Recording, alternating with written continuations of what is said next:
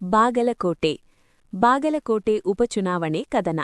ಕಾಂಗ್ರೆಸ್ ಪ್ರಚಾರದ ವೇಳೆ ಸಿಎಂ ಸಿದ್ದರಾಮಯ್ಯ ಎಲ್ಲಿ ಎಂದು ಸಚಿವರನ್ನ ಕೇಳಿದ ಪುಟಾಣಿ.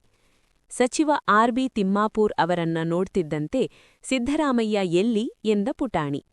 ಸಿದ್ದರಾಮಯ್ಯನವರನ್ನ ಕೇಳಿದ ಪುಟಾಣಿ ಮಾತು ಕೇಳಿ ಖುಷ್ ಆದ ಸಚಿವ ತಿಮ್ಮಾಪೂರ್.